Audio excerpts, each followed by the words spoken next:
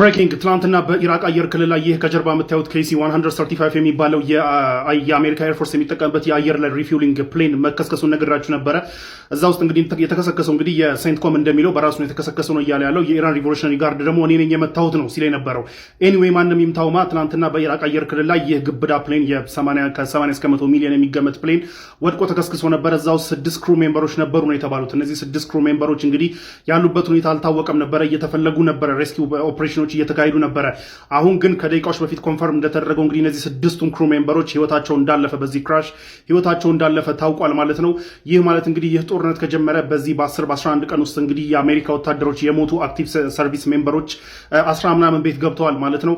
ለማንኛውም ይህ ፕሌን እንግዲህ በፍሬንድሊ በምንም አይነት ምክንያት በራሱ ነው የወደቀው ያለው የአሜሪካ መንግስት እስካሁን ድረስ ምንም አይነት ፕሩፍ አላቀረበም። የኢራንም ሪቮሉሽነሪ ጋርድ መታወት ላለው ያው ክሌም ነው፣ በሁለቱም በኩል ክሌም ነው። ለማንኛውም ግን ፕሌኑ ተከስክሶ ውስጡ የነበሩት 6ቱም ክሩ ሜምበሮች ህይወታቸው ማለፉ ተረጋግጧል ማለት ነው። ይህ እዚህ ጋር የምታዩት ፎቶ እንግዲህ በዛሬው ዕለት ኢራን ውስጥ የኢንተርናሽናል የቁድስ ቀን አከባበር ላይ በነበረ የሰላማዊ ሰልፍ ላይ የታየ ፒክቸር ነው። በጣም ብዙ ህዝብ በገፍ ወጥቶ ላለው መንግስት ሰፖርቱን እያሳየ ነበረ።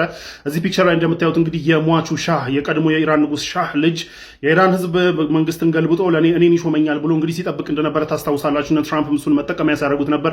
እሱን በሚያሳይ መልኩ ነው የዛሬ እንግዲህ ኢንተርናሽናል ቁድስ ዴይን በማክበር በጣም በብዙ ሺዎች የሚቆጠሩ ኢራናውያን ወጥተው ለመንግስታቸው ያላቸውን ድጋፍ እያሳዩ ነው ያሉት።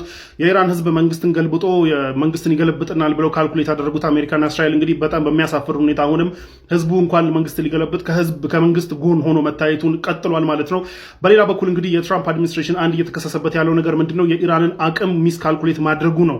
ከዛ ውስጥ አንዱ እንግዲህ የኢራን ህዝብ ተነስቶ መንግስትን ይገለብጥልኛል ብሎ ማሰቡ ሞኝነት ነው። ቂልነት፣ የትራምፕ አድሚኒስትሬሽን ያለው ቂልነትን የሚያሳይ ነው የሚሉ ሪፖርቶች CNN ይዘው ወጥቷል።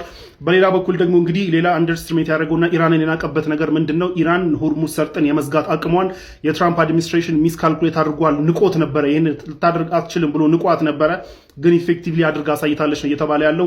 ኢራን ግን የሆርሙዝ ሰርጥን በዛ መልክ ዘግታ የሌላው መርከብ እንዳይንቀሳቀስና ኢቨን የአሜሪካና የብሪቴን የነዳጅ ጫኝ መርከቦችን እየመታችና እያቃጠለች ማንም እንዳይንቀሳቀስ አግዳ ስታበቃ ግን ለኢራን ግን ኢትስ ቢዝነስ አዝ ዩዥዋል ነው እየተባለ ያለው። ኢን አብሶሉት ሂሚሌሽን ለትራምፕ አድሚኒስትሬሽን በጣም በሚያሳፍር መልኩ ኢራን ሌላውን አግዳ ስታበቃ ለራሷ ግን ኢትስ ቢዝነስ አዝ ዩዥዋል ነዳጇን እየሸጠች ነው የተባለው።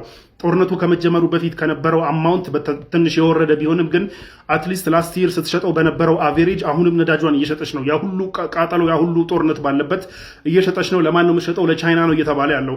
የቻይና ነዳጅ ጫኝ መርከቦች እንግዲህ ቢዝነስ አዝ ዩዥዋል ልክ እንደማንኛውም ጊዜ የኢራንያንን ውሃዎች በመጠቀም ከኢራን ነዳጅ እየጫኑ እየሄዱ እንደሆነ እየተነገረ ያለው ናው። ኢራን የቻይናን መርከቦች አትመታም እና አሜሪካ የቻይናን መርከቦች ይመታሉ ወይ ነው? ማንም የቻይና መርከብ ሊመታ አይችልም።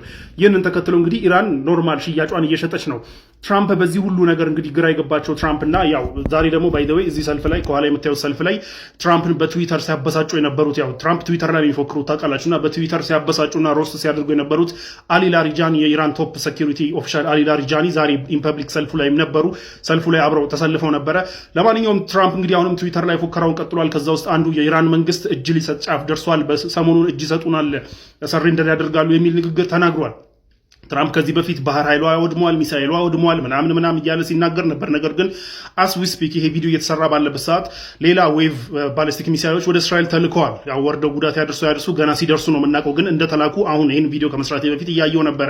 ኢቨን ሚድል ኢስት ሀገራቶችም ላይ ጥቃቶች ቀጥለዋል። ሶ የወደመ ባሊስቲክ ሚሳኤል ፕሮግራም የለም ማለት ነው። ስቲል ኢፌክቲቭ ነው ማለት ነው። ባህር ኃይሏም የአሜሪካን ነዳጅ ጫኝ መርከቦች ሲያወድም ነበረ። ሶ ይህንን ተከትሎ የትራምፕ ፉከራ ምንም አይነት ውሃ እያሳየ አለመሆኑን ተከትሎ የትራምፕ አድሚኒስትሬሽን ከፍተኛ ውርደት ተዋርዷል የሚሉ ሪፖርቶች አሜሪካ ላይ እየወጡ ነው ያሉት። በሌላ በኩል ግን አመናጃ ወላ ማጃ አጎታችን መጥቷል ወይስ አልመጣም? በጦርነት ጊዜ ነው ሄደውና ገብቷል ወይስ አልገባም የሚለውን ፕራይም ሚኒስተር ኦፊስ የሆነ ነገር በለን እንጂ ጨንቆና አልኮኛ